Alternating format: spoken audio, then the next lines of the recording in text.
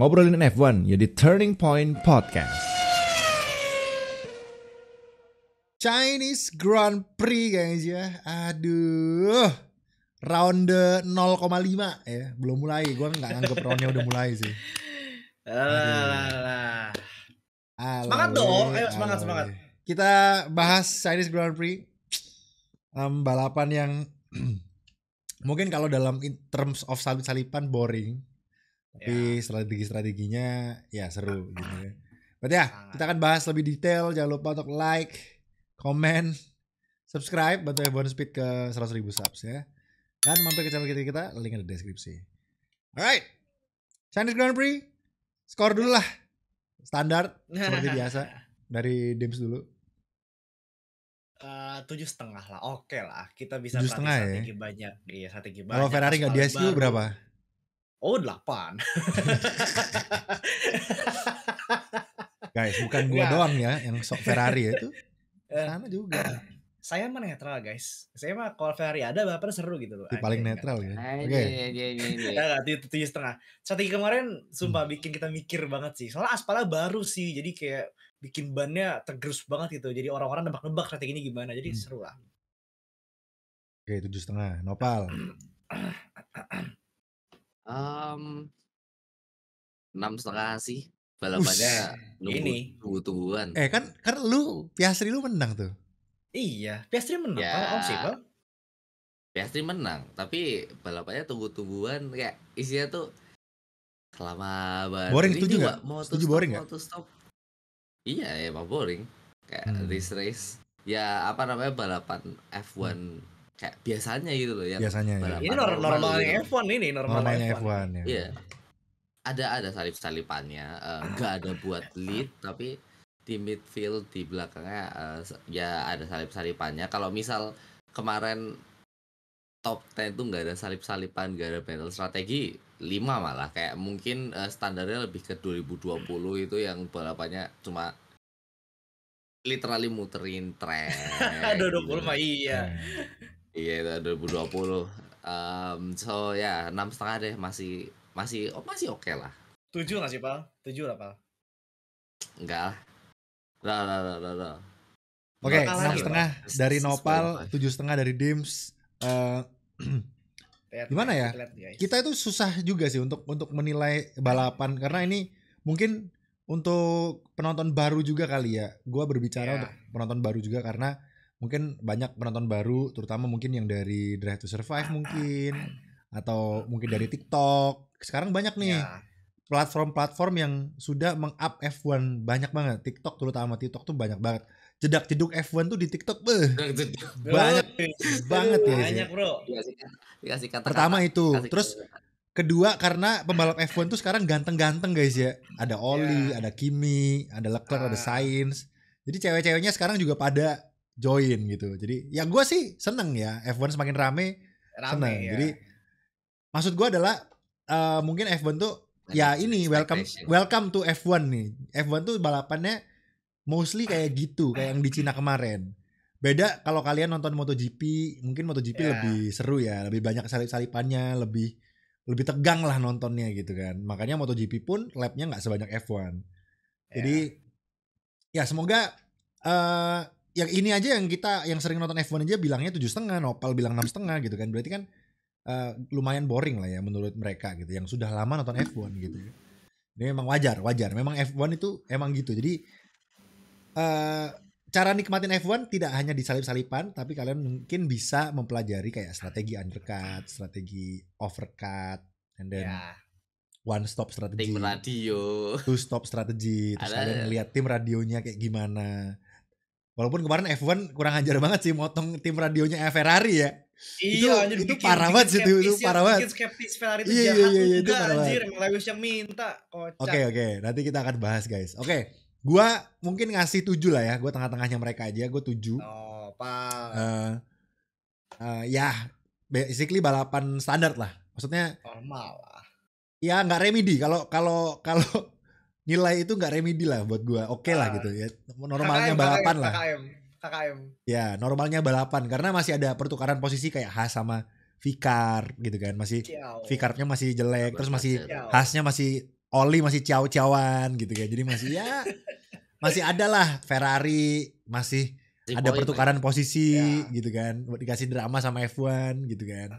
Apalagi ya sebenarnya banyak yang kalau misal kita ambil poin-poinnya kemarin tuh oke lah gitu kan. Coba gue buka catatan gue ya anjir sekarang gue nyatet guys. Nih McLaren 1-2 Norris trouble remnya kemarin. Ya kan. Mercedes tire degradasinya bagus ya. Karena kemarin kelihatan dari ketika Leclerc ngejar banget si Russell, tapi lama-kelamaan Leclerc abis juga gitu bannya kan. Russellnya masih bagus gitu. Verstappen tire decknya malah panasnya di belakang ya. Tire decknya panasnya di belakang. Baru bisa push ya di belakang. Yes. Terus Ferrari lebih kenceng tanpa end plate nih gue catet nih. Ferrari lebih kenceng tanpa end plate nih. Ada di catatan gue. And then Lewis dikasih two stop sama Ferrari juga. Nanti mungkin kita bahas juga. And then Haas double point, good strats ya. Terus di bawahnya gue nggak bisa sebut karena tadi karena tulisannya terlalu eksplisit ya. Iya TTA guys, kita udah tahu guys. Tadi udah gue tunjukin ke mereka berdua guys ya.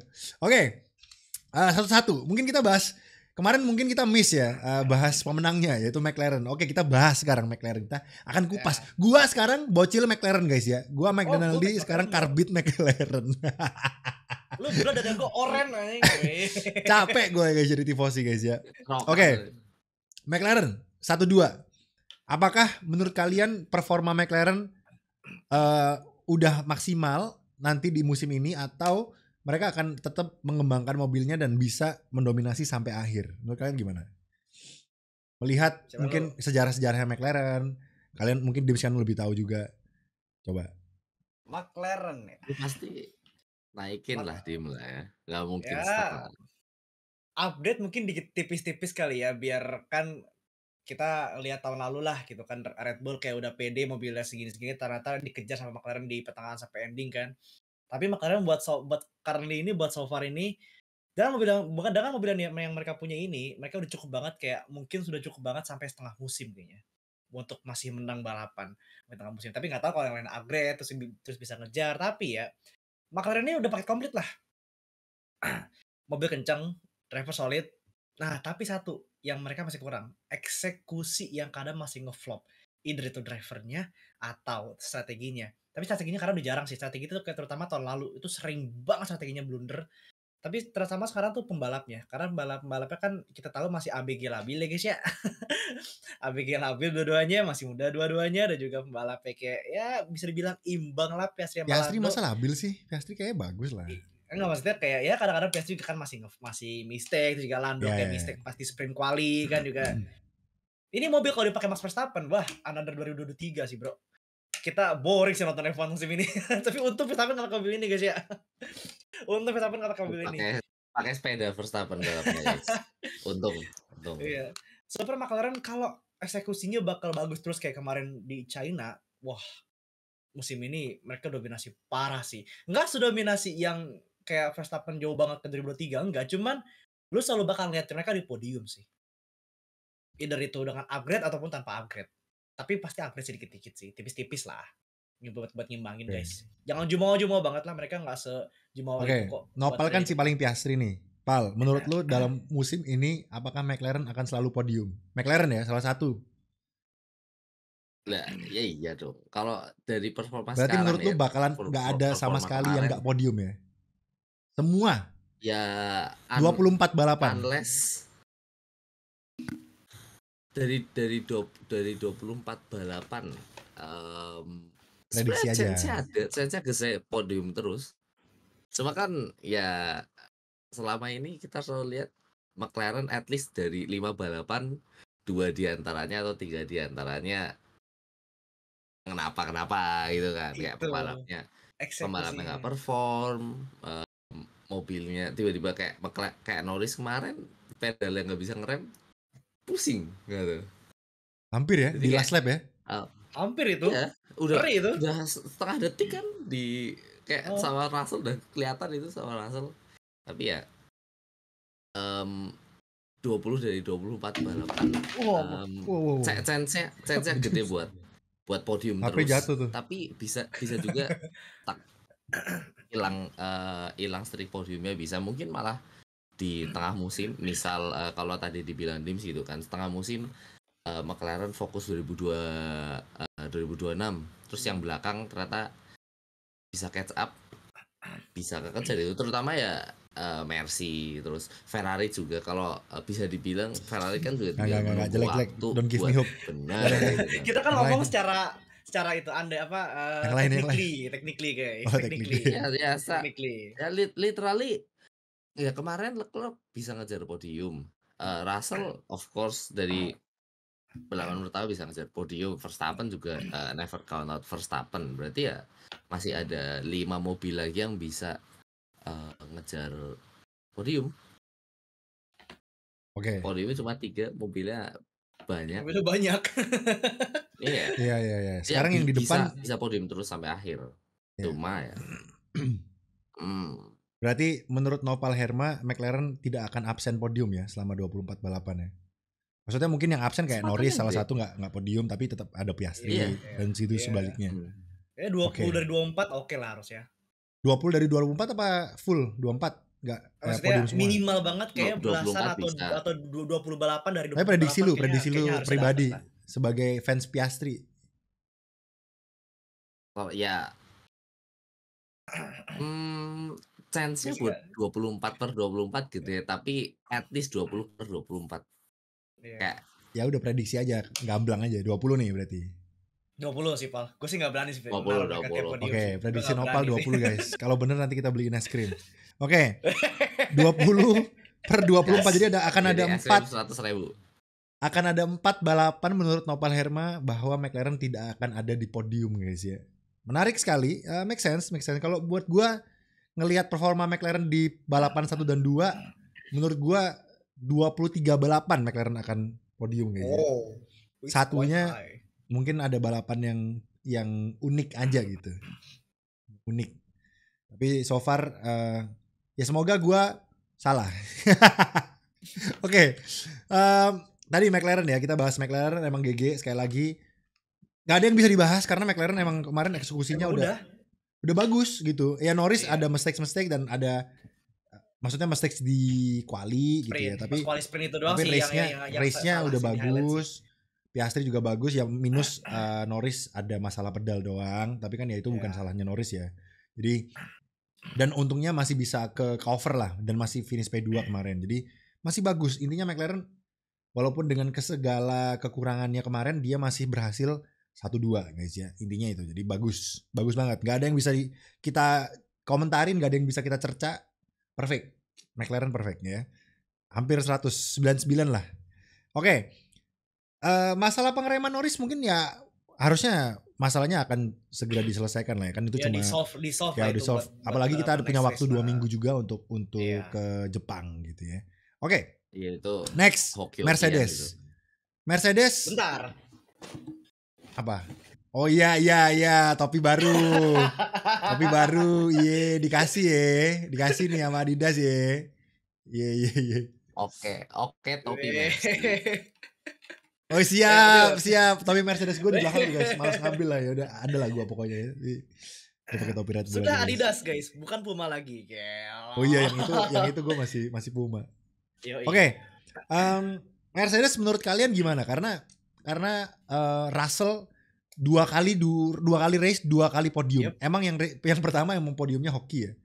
Tapi tetap podium still podium ya. Mau gimana pun dia sampai di sana gitu. Win is a win ya. Win is a win. Jadi 2 race berturut-turut Russell dan Kimi. Maksudnya Kimi mungkin pace-nya masih sebelum sekencang Russell, tapi at least dia sesuai gitu dengan mobilnya, nggak kayak ada satu orang nantilah. Nah itulah. Tahan ya. Oke. Jadi Mercedes gimana so far menurut kalian di 2 race ini? Ya, I mean all good. Di atas, yang penting yang pertama adalah di atas ekspektasi karena di atas Ferrari. Yes. I mean on pure pace ya mungkin 11-12 lah, tapi George Russell sekarang yang jadi pembeda. Jadi good for him. bagus. Tadi dibilang sama Mike, Antonelli sama Russell performanya nggak jauh. Ini kayak Piastri sama Norris waktu Awal-awal. Piastri rookie ya, awal-awal Ya. itu bisa dibilang shades-nya kelihatan. So ya, looks promising buat Mercy. Antonelli juga tinggal Antonelli nunggu waktu promising ya. podium ini sebenarnya. Ya benar kelihatan. Tahun depan bisa gacor nih Antonelli nih. Iya. Nggak perlu tahun depan, malah mungkin tengah tahun. Iya mungkin. Tengah tahun bisa. Ya kelihatan masih belum matang sih, tapi dari belum matangan ini tuh 2 balapan Ya, ini udah tahun pertama dia di F1, namanya, Pal. Wajar nih. Iya, udah ngelihat Iya kan? ngeliatin kayak oke, aku masih teenager loh, tapi bisa gini, bisa comeback ke top 5, bisa Iya. pokoknya fight di top 10 lah, yang mana ya bagus buat Mercy yang kayaknya mungkin dark horse, jadi dark horse konstruktor sih, karena Iya. remember di awal Bener. musim nggak di apa namanya, ya dianggapnya paling posisi 3 lah. Iya. Posisi 3 Ini Ferrari bisa kalah nih lah. dari Mercedes nih. Iya, bisa Iya. kalah banget. Oke. Dims. Mercedes. Sebenarnya gue suka sama Mercedes karena apa? Mereka tuh mainnya mereka tuh kunci 2. Main aman sama konsistensi. Jadi pace mereka tuh kemarin nggak yang deket banget ke McLaren, tapi masih di atas Red Bull sama Ferrari. Jadi kayak tengah-tengah gitu loh, kayak lu ngamanin satu spot podium yang udah pasti itu lu dapet gitu loh. Itu kayak gue sukanya ya dia kayak kalau emang gak ada aneh-aneh, podium 3 harusnya udah diamanin atau enggak 2 bahkan buat si Russell. Atau mungkin Kimi nanti di pertengahan musim dapat podium ataupun besok dapat podium. Make sense sih. Kimi tahun ini podium gue sih percaya sih bisa sih. Bisa. 1-2 kali menang gitu. Menang kecil banget sih. Need something. Cuma podium he will be soon. Oke. So far Mercedes juga bagus guys ya 2 race ini. Ya. Sangat ya lumayan lah di bawahnya McLaren, tim kedua kalau menurut gua sekarang. Tim kedua. Jadi yang awalnya mungkin kita kira Kimi nggak bisa cover, ternyata malah bagus ya Kimi. Ternyata kenceng. Bagus, kenceng banget. Kenceng banget sesuai ekspektasi dan mungkin memang belum selevel kenceng-kencengnya Ferrari ya. Karena kan kalau kita kemarin lihat di balapan Ferrari ke atas itu selisihnya ke bawah 20 detik lebih tuh. Karena emang Ferrari ke atas itu yang tuh Lewis speed stop gak sih kalau benar. Waktu Lewis speed kan makanya masih tetap di tempat yang sama tuh Lewis tuh. Jadi belum sekenceng itu, tapi minimal Antonelli yang paling atas di antara yang bawah gitu. Jadi oke gitulah. Kita kasih benefit of the doubt karena dia benefit of the doubt-nya karena dia masih rookie gitu kan. Jadi kita kasih kelonggaran lah. Dia nggak seharusnya kenceng Russell dulu kan di tahun-tahun pertamanya ini. Mungkin setahun juga menurut gue nggak apa-apa. Yang penting tetap bisa nggak terlalu jauh. Misalnya Russell kayak kemarin Russell P3, Kimi bisa masih top 10. Intinya top 10 terus. Menurut gue perfect untuk Mercedes. Ya of course dengan masukin Kimi, Mercedes juga bisa berasumsi bahwa minimal kita targetnya nggak muluk-muluk. Targetnya itu kita mungkin P4, P3 konstruktor gitu. Itu udah bagus karena mungkin learning curve buat si Kimi juga kan. Nah tapi kalau misalnya tahun ini bisa P2 berarti ada yang tolol guys ya. Oke, kita lanjut. Ya kalau Mercedes bisa tuh P2 ada yang tolol Cok. Oke, itu Mercedes guys ya. Itu Mercedes. Kita geser lagi ke berikutnya itu Verstappen guys ya. Pelan-pelan dari atas ke bawah guys ya. Verstappen 100 buat lu Max, 100. Iya. Kita nggak usah guys, kita itu nggak perlu jadi penonton lama, tapi semua orang tuh bisa kelihatan dan bisa tahu bahwa mobil Red Bull itu udah nggak kenceng guys ya. Sampah. Iya kan? Kelihatan. Semua orang tuh tahu gitu. Iya kan? Padahal kalian penonton baru juga bisa tahu loh, hebat loh. Karena emang kelihatan gitu, karena buktinya si Liam juga struggle banget gitu kan. Max kenceng di kualinya masih jago lah.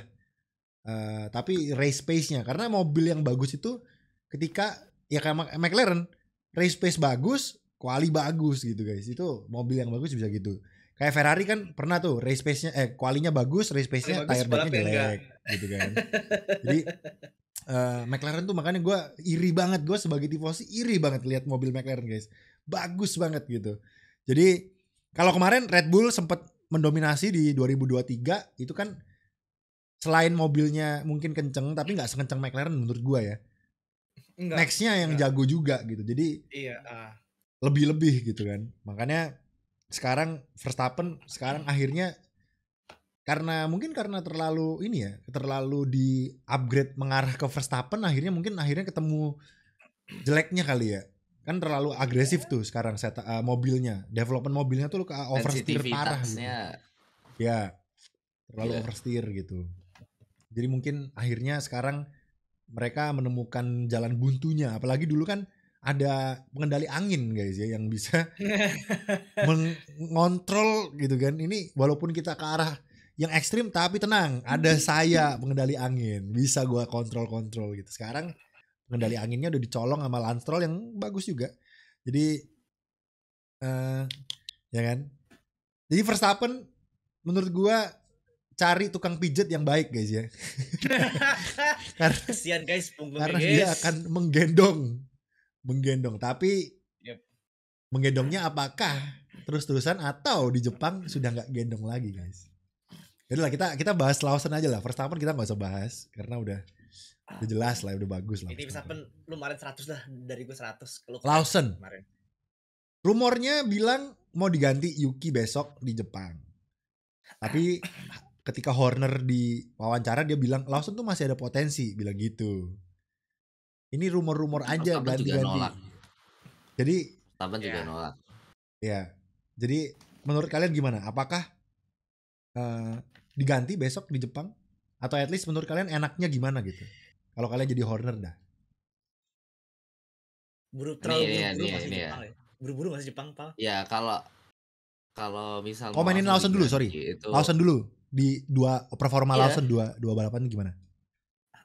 I mean dia baru 2 balapan ya. Kalau misal diganti di Jepang itu terlalu cepat gitu loh. Soalnya ekspektasi kita ke Lawson ya kalau aku ya harusnya nggak jauh beda sama Perez ya. Ekspektasiku sih masih di at least di top 10 lah. Ternyata tidak di top 10 dan kita tahu mobil Red Bull tuh seenggak nyaman itu buat pembalap biasa gitu, buat kayak build for Verstappen yang mana kalau dikasih ke Lawson yang Lawson juga kenceng, ya dia kenceng di Super Formula di ajang-ajang lainnya, cuma setupan mobil F1 buat Verstappen itu kalau kalau kalian pernah nonton klip interviewnya Alex Albon itu emang dibikin ekstra oversteer tadi Mike juga udah bilang gitu kan. Jadi setiap tikungan pembalap itu pengen nge-push, tapi karena terlalu oversteer, tiap pengen nge-push misal nembok atau kepleset ya, kita lihat di kualifikasi Liam selalu nggak berani nge-push gitu kan. P20 jir nyampah banget. Kalau menurutku sih at least harusnya masih kasih kesempatan, karena kalau Red Bull motong kontraknya Perez yang semahal itu cuma buat mengganti pembalap di balapan kedua ya nggak logis lah. Tapi again Red Bull emang kadang-kadang nggak logis gitu guys ya, soalnya sistem mereka beda sendiri sama sistem tim lain.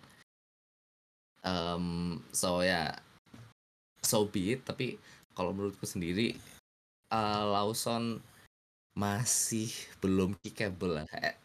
Nunggu berapa balapan, mungkin 5 ya? Balapan, karena dia juga masih rookie gitu kan. Harusnya Red Bull ngerti lah resikonya milih rookie ditaruh di mobil top. So ya kalau di Jepang sih gak dulu sih kalau menurutku. Iya, too early lah buat naruh kayak, ya bener kata Nopal, masa ya lu motong mahal-mahal duit, ya meskipun duit bukan problem buat mereka, tapi kayak masa iya sih sebanding gitu loh cuma buat 2 balapan bro. Dan lu yakin Yuki bakal bisa juga? Kan gak ada jaminan juga lu Yuki bakal bisa match Verstappen juga, meskipun Yuki bilangnya gue bisa gini, itu sebatas omongan, belum ada pembuktian. Kecuali Yuki tahun lalu udah pernah balapan di Red Bull, terus emang match sama Verstappen, oke lah kita ada data. Ini nggak ada apa-apa. Kalau cuma based omongan mah ya kalau itu juga bisa, anjir. Gue juga bisa bilang, kalau itu jago kok kemarin, kenapa nggak tahu Red Bull? Bisa aja begitu kan. Kalau cuma modal omongan mah. Jadi kayak iya, sampai Nick De Vries ini berapa balapan? 6 atau 7 tuh.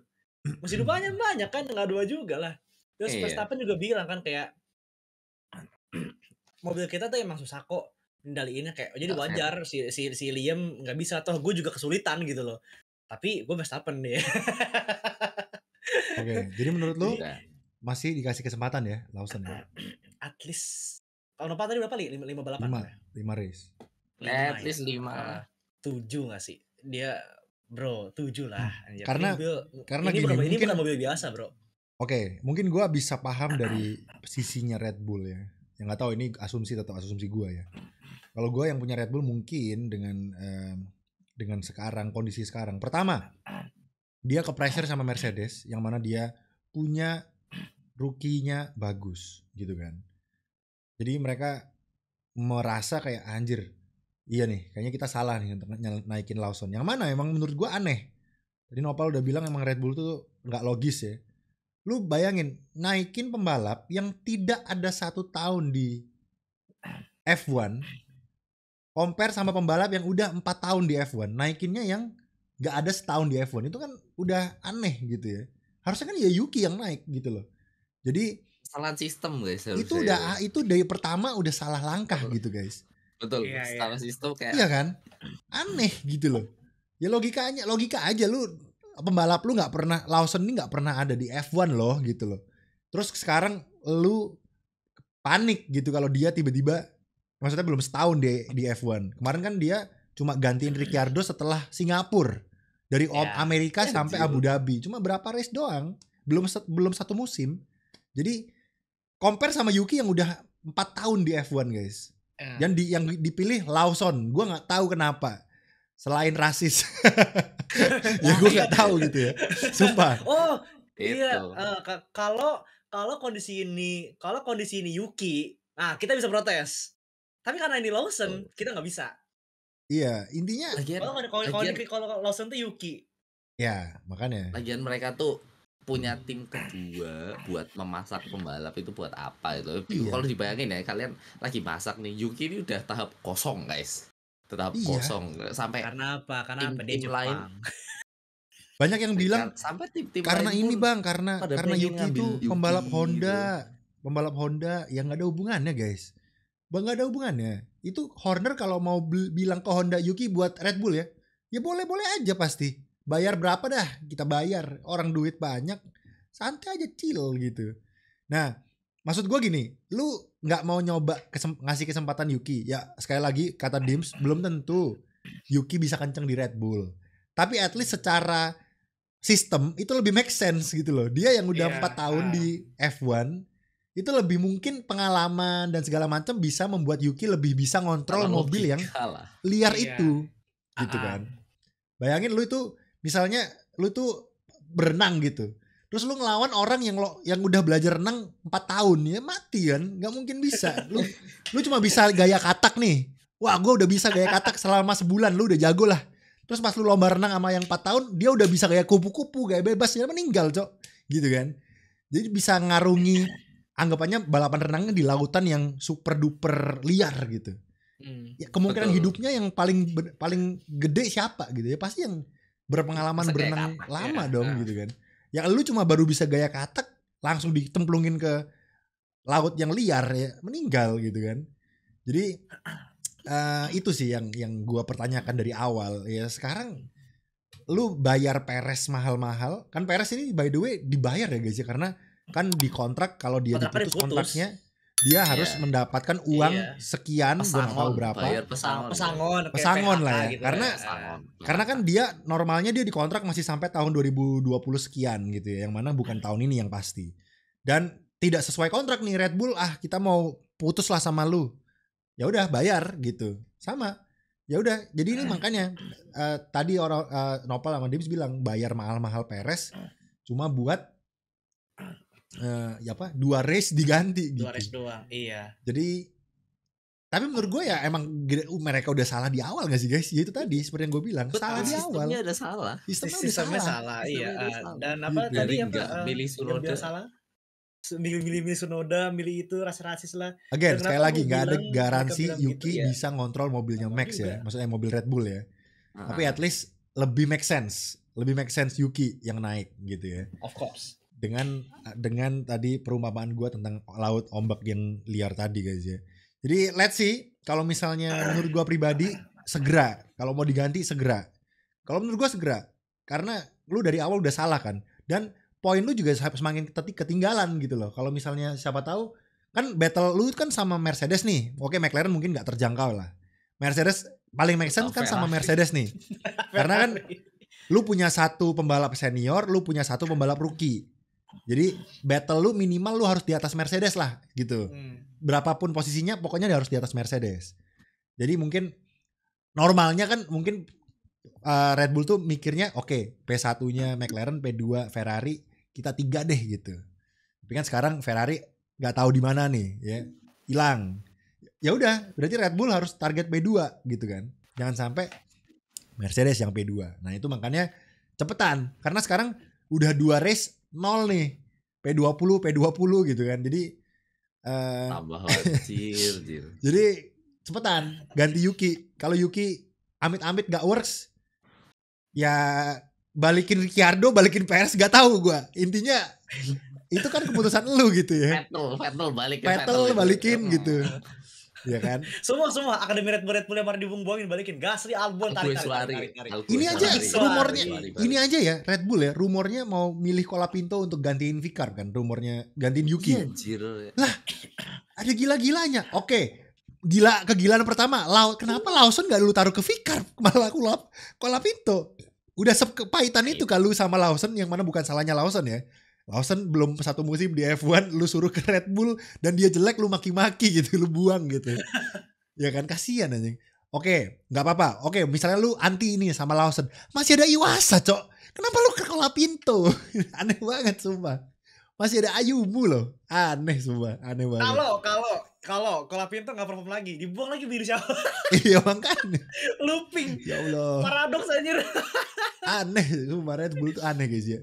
Aneh. Untung ada Max Verstappen. Max Verstappen juga rumornya sama Zak Brown tahun depan mau ke Mercedes katanya. Anjir. Verstappen ke Mercedes itu Red Bull ya. Siapapun yang nyetir ya Allah. Kayaknya depan Racing Bull ya. Kayaknya Red Bull tuh Racing Bull bukan Red Bull anjir di depan. Iya bener. Vicar bisa lebih kenceng sumpah. Vicar bisa lebih kenceng. Jadi let's see. Yang unik tuh kalau sekarang Verstappen ditaruh di Vicar guys. Kira. Kayaknya ya. Kayaknya podium deh. Kayaknya podium. Gue yakin bisa sih. Verstappen bisa. Karena katanya mobil itu lebih behave. Kayak emang sih kencangan Red Bull tapi lebih behave. Jadi kayak lu mending kenceng tapi liar apa pelan tapi santai gitu loh. Jadi mobilnya lebih gampang dikontrol. Jadi coba tulis di kolom komentar guys. Gimana tentang huru hara Red Bull ini ya. Menurut kalian enaknya gimana? Menurut kalian baiknya gimana? Coba komen guys ya. Gue penasaran pendapat kalian guys ya. Karena ini emang panas banget Red Bull ya. Oke. Itu tentang Red Bull. Sekali lagi gue turut bersedih untuk Lawson. Walaupun emang anaknya tengil banget ya. Jadi iya tengil banget. Lawson tuh tengil banget. Jelek lah attitude-nya nggak bagus-bagus banget lah. I'm came here to win not to make friend. Ya lah. Mungkin dia karena itu kali ya dia nggak humble gitu kan, jadi banyak hatersnya juga gitu kan. Bro berpikir si Empang Bambang, oh alah. Si jelek banget kalau di Indonesia Empang mah kali ya sih. Oke. Kita lanjut ke tim yang berikutnya. Setelah Verstappen itu ada Kimi Antonelli guys ya. Kimi Antonelli. Karena nggak ada yang lain, ada timnya nggak balapan, ada tim yang nggak balapan kemarin ya. Kita nggak usah bahas lah. Jadi Antonelli aja guys. Apa sih kemarin balapan? Kemarin tuh testing guys, bukan balapan guys. Ya Antonelli bentar. Verstappen setelah Verstappen Ocon guys. Ocon P5 guys. Ocon P5 guys ya, khas tepuk tangan dulu sih, Ocon one stop strategi guys ya untuk Untuk Haas, Ocon dan juga Ya. Berman P8 guys ya. Ya P8 Ya gokil. P8. P8. Iya Bentar. bener-bener. Even Berman tanpa diskualifikasi Ferrari masih dapat poin guys ke 10. Bentar. Berarti kan naik Ocon naik. Loh, PES 11 gak sih? Kimi 6. Berman PES 11 gak sih? Berman P10. Berman itu P7, Cok. P7. Berman P10 naik P7 naik 2 jadi dua. P8. Naik 2 ya? 8. Oh, Ocon iya, 7. Ocon P5. Kimi Ocon P6. jadi P7-nya 5. Albon P7, Cok. Nah, P8 Sainz Berman. 10. P9-nya Stroll, guys. Stroll. Gendong Aston Martin, guys. Gokil. Stroll. Di mana tuh rookie Alonso, guys? Window leaker. Guys, poin pertama Carlos Sainz adalah hadiah dari Ferrari, guys ya. Nice. Yoi. Itu kompensasi, itu pesangon guys, kompensasi itu. Kompensasi guys ya. Nih, kompensasi gua kasih. Jadi 1 poin, bro. Double poin, guys. ya udahlah. Jadi bagus ya, Haas, tepuk tangan sih. Bagus banget dia bisa gantiin 2 V-Carb ya. V-Carb dua-duanya ada di top 10 starting grid-nya. Yang finish Haas dua-duanya guys di top 10 GG. Bahkan udah ada di 3 orang diskualifikasi pun gak naik ya V-Carb ke top 10 sama sekali. Jadi gokil. Strateginya V-Carb yang harus ya Yuki apes lah kemarin kan meledak tuh front wingnya Yuki tiba-tiba yang di belakangnya gak asli. Patah. Jadi ya kalau Yuki apes, Ishak Hajar berarti yang harusnya bisa top 10 karena strategi Racing Bull kemarin timingnya salah semua pit stop ya bro. Two stop strategi soalnya mereka. Two stopnya salah banget. Jadi yang lainnya one stop guys ya. Yang two stop itu kemarin cuma yang gue inget ya itu V-Carb sama Hamilton guys ya. Jadi Hamilton juga nggak works, hampir sih. Leclerc juga terakhir udah hampir kekejar tuh.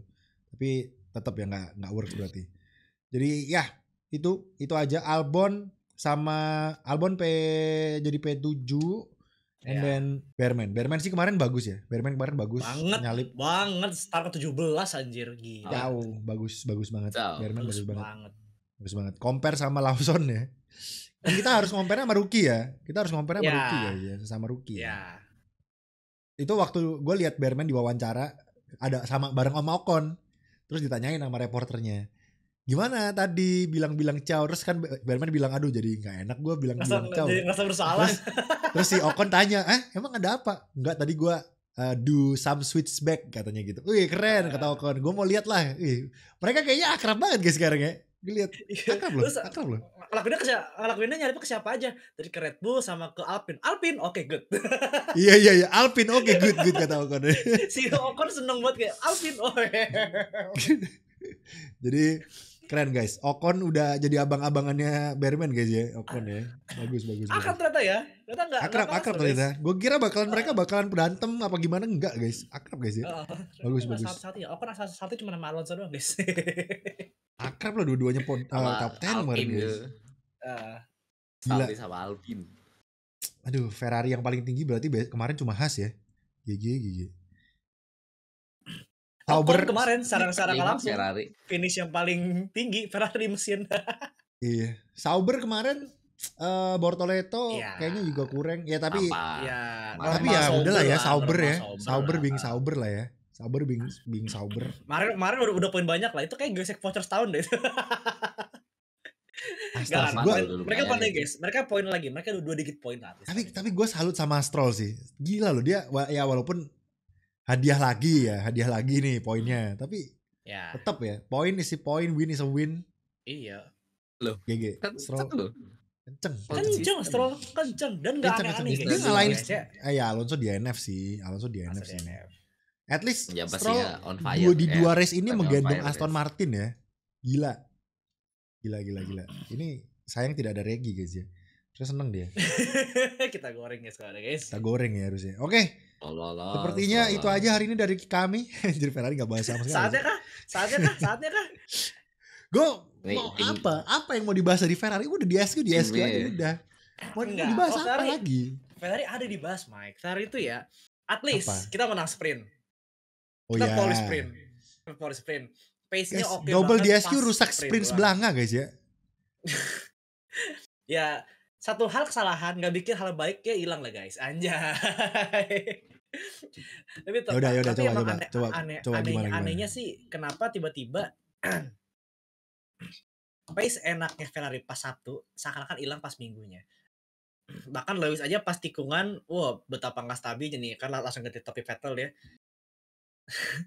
Betapa nggak enak Yoi. ketemu mobil dan bahkan orang-orang ngiranya adalah Ferrari itu do some changes di setup sebelum pas performanya nyala lagi sebelum kualifikasi.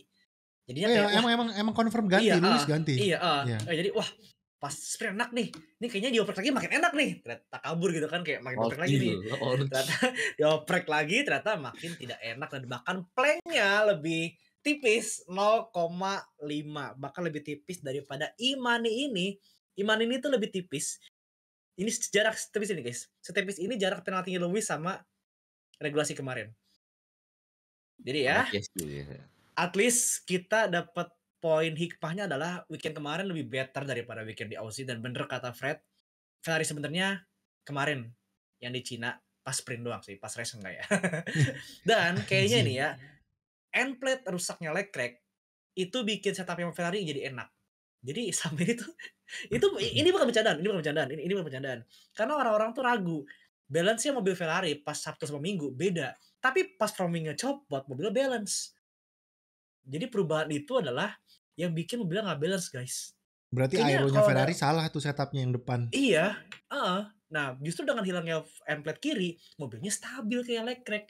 Kan aneh ya. Jadi kayak orang-orang, ini Ferrari kayaknya nextnya nggak usah satu mobil lagi deh kalau emang udah enak nih, udah nggak usah apa-apain lagi deh, nggak usah ngadi mau ganti setup lah, ganti apa kayak jangan satu tuh mobil, haram anjing buat tangan Ferrari itu.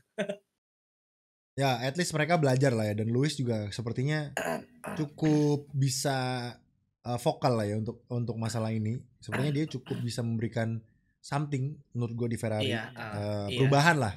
Hopefully dengan adanya Lewis, Ferrari bisa belajar dan bisa mengambil catatan gitu ya. Jadi besok di Jepang, kayaknya Jepang harga mati sih. Itu Ferrari harus poin ya, berapapun poinnya itu harus guys. Kalau misalnya mistakes, kalau misalnya DNF, ya nggak 9-10 juga lah, anjir. 9-10 lah, Cok.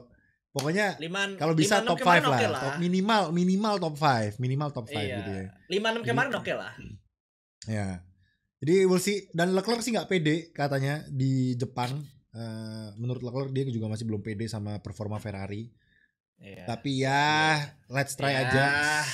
Let's try karena kemarin Lewis meng-out qualify Leclerc terus ya di quali gitu ya. Walaupun race pace-nya akhirnya kencangan Leclerc setelah tanpa end plate wing. Jadi let's see besok di Jepang kayak gimana, karena kemarin mungkin ya bisa kita bilang itu track terbaiknya Lewis ya. Salah satu track masternya Lewis lah. Jadi mungkin ya itu ngefek juga, buktinya dia bisa win di sprint gitu kan. Berarti ya semoga dengan kemarin Cina Ferrari belajar kalau jangan utak-atik setup ya. Jangan utak-atik setup ya. Itu aja sebetulnya. Kayaknya itu aja sih, gue udah males ngebahas Ferrari panjang lebar guys, karena gue udah dibully kanan kiri di sosmed gue gitu ya setiap. Iya, semua repost banyak banget yang ngebully gue guys ya. Males banget gue nggak repost. Sumpah, jadi capek semua, anjir. Ya udah, gue cuma bisa ya udah tunggu aja kemurungan Ferrari berikutnya. Chill guys, masih ada 28 lagi untuk ngebadut ya guys ya. Ini guys, ini kalau misalnya sampai Ferrari bisa WCC somehow, ini akan menjadi the greatest comeback dan greatest plot twist of all time guys ya. Kita start di sampah nih sekarang guys ya. Kita sekarang di bawahnya Williams bro. 17 poinnya, anjir. Jadi sama poinnya sama Williams. Ferrari terburuk ya? Start Ferrari terburuk ya dari itu start season 2009. Ferrari terburuk sejak 2009. Even 2020 musim terburuk ke SF1000 masih lebih better daripada musim ini. 2009 itu Ferrari finish di berapa WCC-nya? 4 ke carry sama Kimi. Wah, berarti tahun ini keempat juga guys. McLaren, Mercedes atau Red Bull, 2-3-nya, 4-nya Ferrari.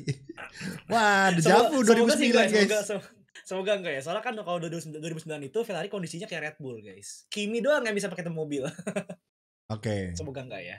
Semoga enggak, jangan sampai guys. Harusnya enggak ya. Kalau misalnya sampai Ferrari keempat tuh malu guys, malu sama Kimi, maksudnya Kimi Antonelli, malu sama Lawson atau nanti Yuki atau siapapun nanti yang dudukin di kursi Red Bull keduanya.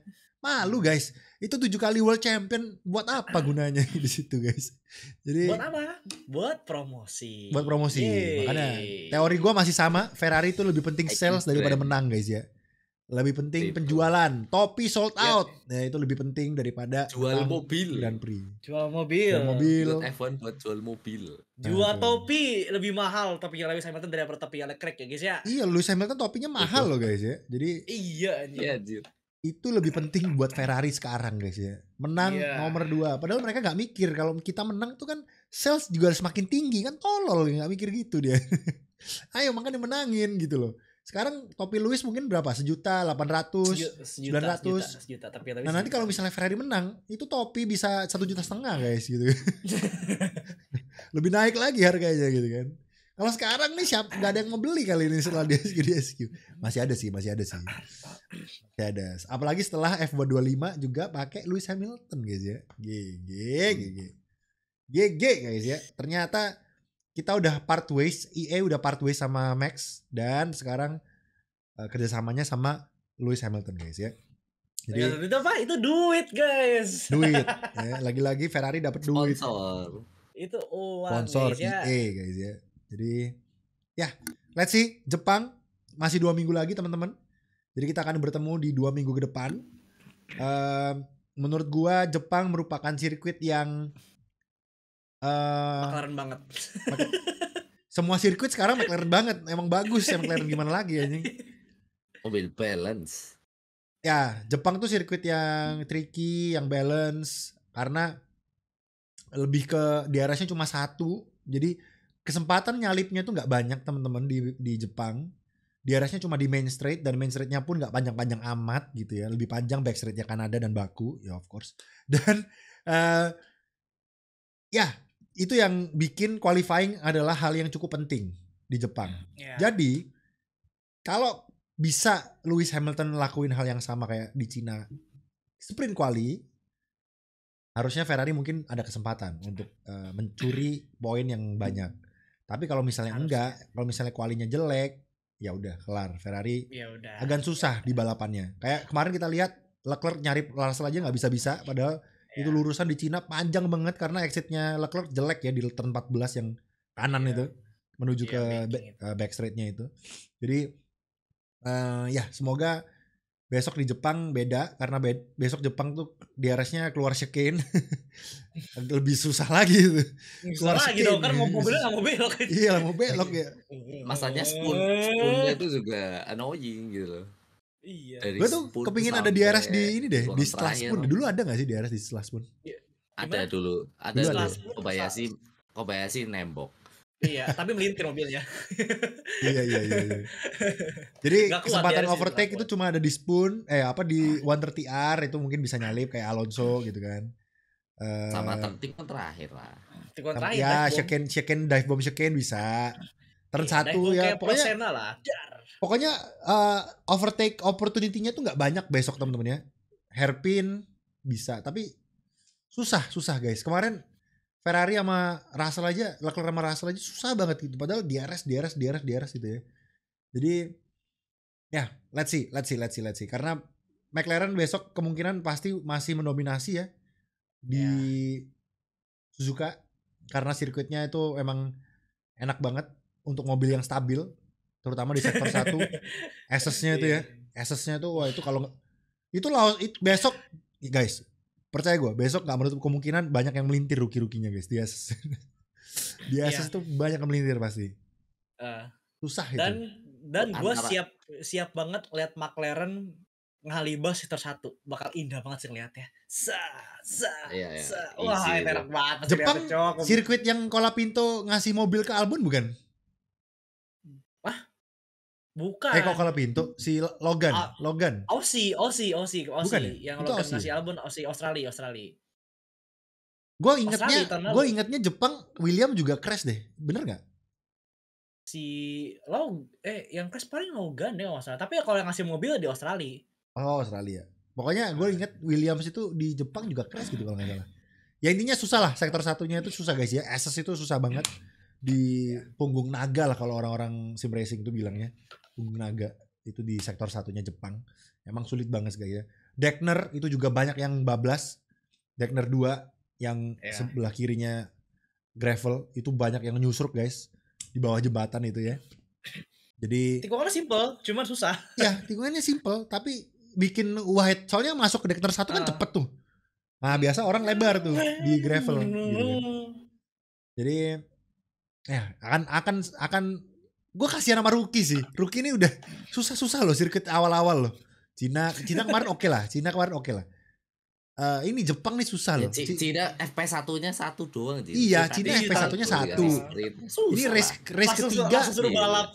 Iya, race ketiga. Itu Lawson besok di Jepang. Gue yakin kalau masih Lawson tetap nggak lolos Q1 itu Lawson. Susah anjir sirkuitnya. Kayak Lawson Q2 gue happy sih.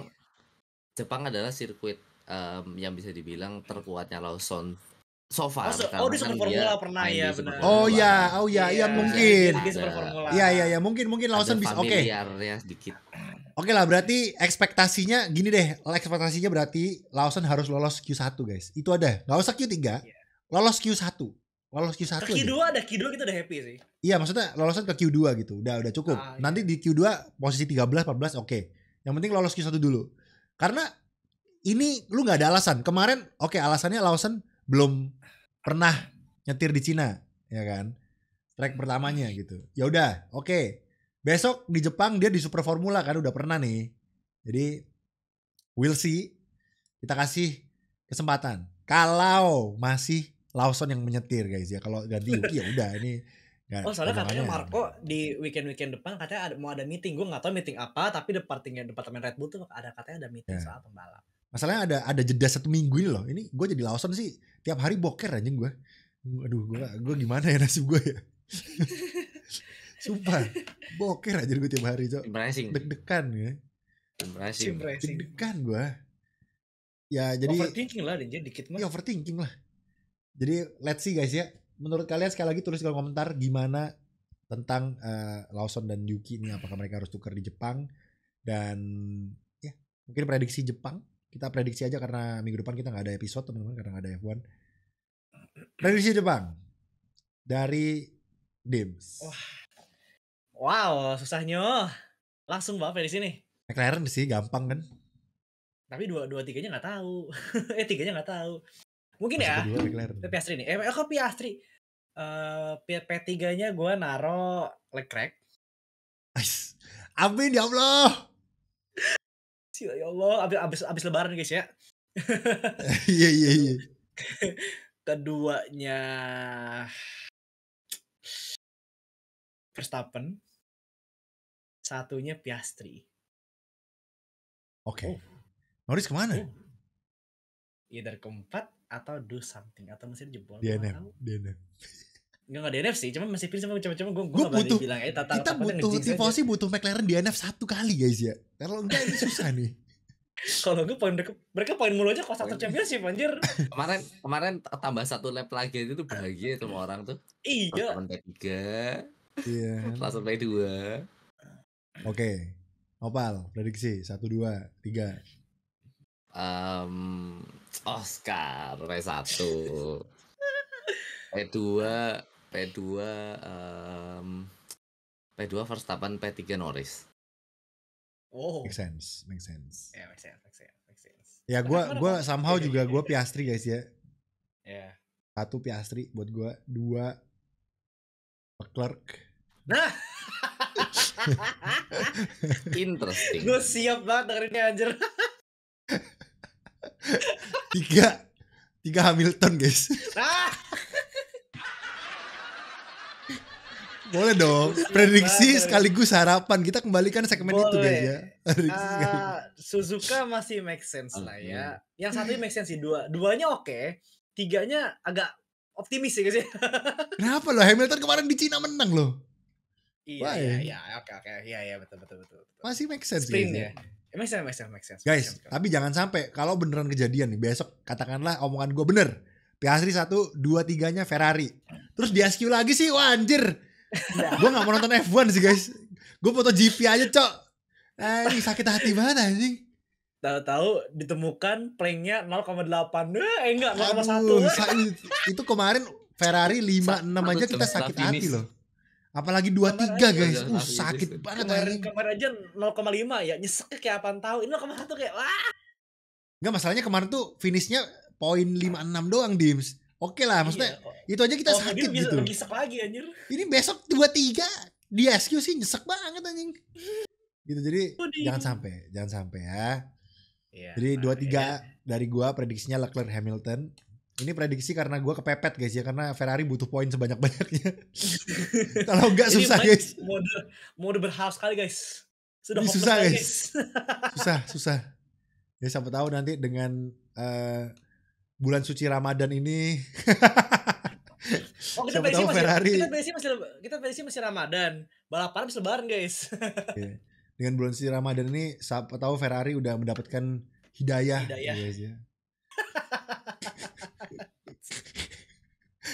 Podium. Semoga Mbah Marco juga dapat hidayah guys ya. Cocok gitu loh. Astagfirullahaladzim. Nyocok be. Ya udahlah, orang tua kasihan, Dim, sudah biarin aja orang tua. Justru kan udah tua mikir gak sih guys? Ya udah, maksudnya kalau ketemu orang tua tuh kayak oke, iya udah gitu iya gitu loh. Ya, selalu ada. Dia tuh ngomongnya ke reporter, Mike. Kalau ngomongnya ke Horner itu iya. Iya, masalahnya reporternya gitu. Reporternya juga gitu, udah tau orang tua digoreng mulu, udah biarin sih. Tapi makanan saya emang buat reporter anjir, makanan banget tuh. Itu engage-nya duit sih, tapi kampret juga ya. Iya, ya makanya gue yakin tuh Helmut Marko itu emang udah otaknya udah orang tua aja guys. Jadi ya udah emang nggak usah diambil hati lah itu omongan-omongan orang tua guys. Kasihan udah umur gitu kan. Umur manusia tuh 70 loh. Horner tuh Marko tuh 80 loh guys. Jadi udah plus 10 tahun dari umur normalnya manusia di bumi guys ya. Anjir. Jadi lah, kan gue fact 70 loh umur manusia itu normalnya loh. Standarnya tuh 70. Iya. Jadi betul. Ya udah gitu loh. Menurut gue itu orang tua harus diayomi guys, kasihan gitu. Oke guys, itu aja hari ini dari kami. Mungkin kalian bisa tuliskan prediksi. Prediksi kalian buat Jepang ya. Marco dok. Ya kan, prediksi kalian buat di Jepang. Silakan dituliskan, dan tentang Red Bull juga menurut kalian gimana baiknya. Dan ya udah, mungkin salam hangat untuk Ferrari juga boleh guys, kalian tulis di komen. Salam hangat atau salam tempel boleh lagi sih ya. Jadi ya, gue yakin tifosi banyak dari kalian juga banyak yang tifosi, gue yakin. Somehow banyak ya. Gue kaget juga sih, anak zaman sekarang milih Ferrari tuh nggak tahu kenapa gitu. Harusnya kan Red Bull, Mercedes. Siap-siap sesat. Tapi banyak yang tifosi jalur Hamilton juga sih. Banyak yang tifosi jalur Hamilton juga. Jadi ya make sense. Oke, thank you so much guys. Itu aja hari ini dari kami. Semoga bisa menghibur, semoga bisa menemani puasa kalian, semoga bisa ngabuburit ya bareng kalian. Dan semangat, puasanya bentar lagi kita akan selesai dan kita akan masuk ke lebaran. Jadi semangat. Dikit lagi. So ya, itu aja hari ini dari kami. Semoga bisa komplit. Tadi gue udah usahain untuk komplit. Semoga gak ada yang kelewatan teman-teman. Kalau ada yang kelewatan silahkan tulis aja di kolom komentar. Dan jangan lupa untuk like, comment, subscribe. Bantu F1 Speed ke 100.000 subscriber. Dan kita juga ada channel masing-masing. Mungkin Nopal udah jarang konten, tapi masih kadang-kadang masih nobar juga dia. So ya, gak apa-apa. Follow Instagramnya aja guys ya. Oke, thank you so much. Itu aja dari kami. Sekali lagi, selamat pagi, siang, sore, malam. Selamat menikmati. Bye-bye.